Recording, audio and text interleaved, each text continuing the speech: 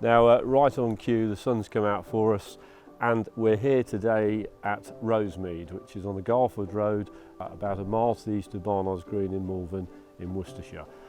Very nice situation here. The house gives an opportunity for a bit of improvement. Our clients have been here for 21 years. That says a lot about the location because they've clearly been very happy here.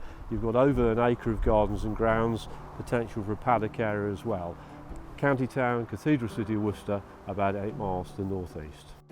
The ground floor is currently configured with no less than 4 reception rooms, a conservatory, a kitchen breakfast room, and also a shower room with WC. That means one of the reception rooms could easily be utilised as a ground floor bedroom should you so wish. On the first floor there's a master bedroom suite with ensuite, a further guest bedroom with ensuite, and then 2 more double bedrooms and a family bathroom. Outside there's substantially lawned gardens to the front and rear with some well-stocked shrubs and trees to add to privacy, and in addition you've got the paddock area to the side and rear of the property.